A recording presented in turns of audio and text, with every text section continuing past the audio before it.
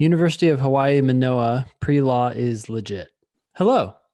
I found this from my pre-law advisor. I know you guys shit on pre-law advisors, but this spreadsheet is legit. The design is kind of awkward, but it's got a ton of info, exclamation point. Fee waiver information from law school websites. I just Okay. clicked on it. You want to take a look at it? Yeah. Yeah, I do. Yeah, the formatting is a little awkward, but okay. It's just a Google sheet. It's just like a big Google sheet where they dumped a whole bunch of information. Looks like they've got every ABA law school in here. It goes all the way down to, yeah, there's 203 lines on the spreadsheet. Okay. Yeah. So it has links to the law school website's application page, and then notes about how to contact them about fees.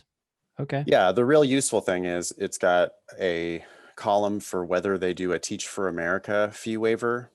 Then it's got a column for whether they do application fee waivers. Mm-hmm. Some schools just don't have any fees at all. Yeah. Some schools have a, contact the law school to ask about a fee waiver. Yeah. Then it's got new credential assembly service fee waiver information.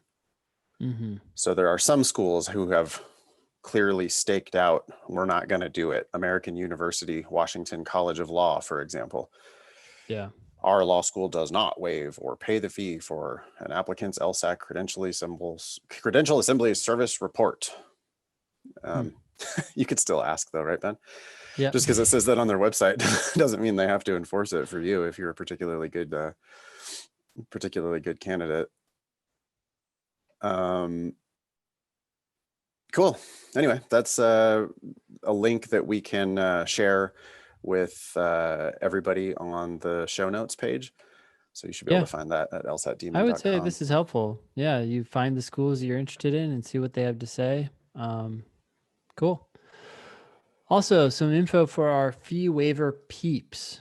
This is whoever wrote in is still writing. I have an LSAC fee waiver that covers 6 $45 CAS reports. I called LSAC and asked for more, explaining that I never used the waiver to pay for LSAT registrations, and a supervisor returned the $200 I paid for the June LSAT to my bank account. That's equivalent of 4.5 additional reports. Yeah, well, whatever it's equal to, it's money. That's awesome. That's incredible. I mean, I've been laughing about this with my classes that there are some people at LSAC who will just do everything for you. And then there's other people at LSAC who will do nothing for you. And so this is somebody who sounds like they got the fee waiver, the LSAC fee waiver recently. Yeah. And then called and said, hey, you know what? I never used it for the LSAT. And they actually went back to June, Ben, and returned $200 to this person. So depending on who you get on the phone at Law School Admission Council, they might be able to do stuff like that for you. Yeah, that's interesting. So you get 2 free LSATs with your fee waiver, right? So for LSAT registration, so they refunded $200, but presumably not an earlier test, or this person has only taken the test once. Yeah, I don't know. Anyways, just my thought is maybe you should have taken it more than once. Well, I mean, most people probably should take it more than once for other reasons. I'm just thinking, so if you get the fee waiver, even though you've already taken the test multiple times, if you get the fee waiver, whoever this supervisor is, they might just refund you $400. Yeah, depending on how long ago it was or whatever. Or it's kind of maybe random. you've already paid for the credential assembly service. Maybe you've even already paid for some of these score reports. If you all of a sudden qualify for this fee waiver, they might be able to refund you that money. I mean, I'm sure as a company, their policy would be, no, we're not going to do that. But again, if you act like a lawyer and just keep hammering the phones and asking for special dispensation, it's totally possible that that'll happen for you. Yeah.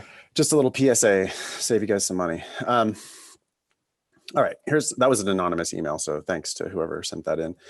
Yeah. Oh, and you know what? We should actually shout out to Elizabeth Steele Hutchison at University of Hawaii at Manoa for creating this pre-law spreadsheet. That is a very useful tool, not just for your students, but for everybody's students. Yeah.